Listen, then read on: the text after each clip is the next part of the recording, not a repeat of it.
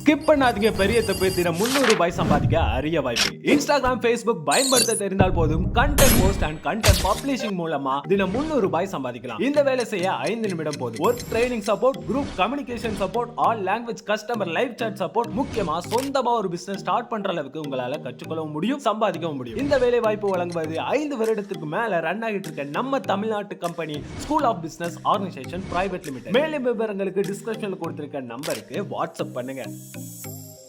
நாம் இந்த வீடியோவில் வந்து என்னென்னா ட்ரெயினில் இருந்து இந்த வீடியோ ஷூட் பண்ணியிருந்தோம். அதாவது என்னென்னா இந்த இயற்கையான லொக்கேஷனை வந்து தமிழ்நாடு எக்ஸ்பிரஸ் டெல்லியிலேருந்து சென்னை நோக்கி வரக்கூடிய வழியில் உள்ள மத்திய பிரதேச பகுதியில் உள்ள இடத்த நம்ம ஷூட் பண்ணியிருந்தோம். இந்த இடத்த பாருங்கள், எவ்வளோ எளிது மிக்க எவ்வளோ அழகாக இருக்கக்கூடிய அந்த இயற்கை அழகை பாருங்கள். இந்த ட்ரெயினில் அடி போயிட்டு இருக்கிறது அந்த சவுண்டு, அந்த இயற்கையோட காட்சிகள் மனிதனின் மனநிலையிலே மாற்றுகிறது.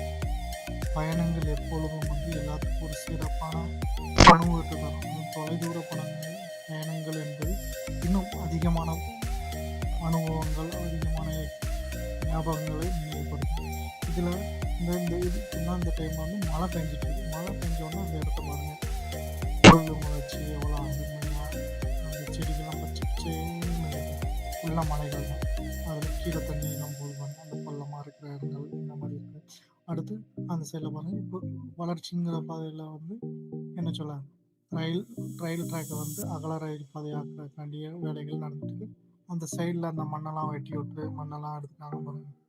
இதுவும் வந்து இயற்கைக்கு மாறாத செயல். ஆனால் காலத்தின் கட்டாயம், டெக்னாலஜி தொழில்நுட்பத்தில் நம்ம வளரக்கூடிய சூழ்நிலை இருக்கிறனால இதையும் செய்ய வேண்டியது.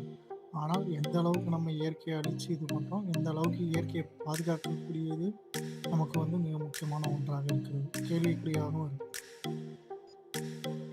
அதாவது வளத்தை நம்ம வந்து சுரண்டுறோம், அதே வளத்தை வந்து நமக்கு வந்து இன்றைக்கி உள்ள தேவைக்கு நம்ம சுரண்டிடுறோம். நாளைக்கு வந்து நமக்கு தேவைன்னு சொல்லிட்டு அதை யோசிக்க மாட்டோம்.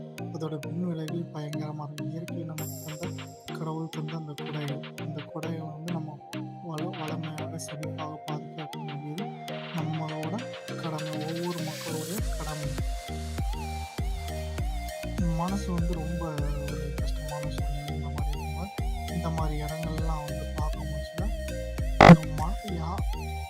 அதாவது பணம் கொடுத்தா எவ்வளோ சந்தோஷம் விட யாராலுமே கொடுக்க முடியாத சந்தோஷம்லாம் இந்த மாதிரி சூழ்நிலையை பார்க்கும்போது வரும். இதுதான் இயற்கை. அதாவது கடவுள் வந்து நம்ம படைக்கும் போச்சு எல்லா மனிதனுக்கு என்னெல்லாம் தேவைகள்னு சொல்லி எல்லாமே தேவைகளையும் தேர்ந்தெடுக்கும். இந்த மாதிரி காட்டில் தான் நிறைய மொழிகள் நிறைய தவம் பண்ணி கூட உண்மை நல்லா மலைகள் பெய்கிறது.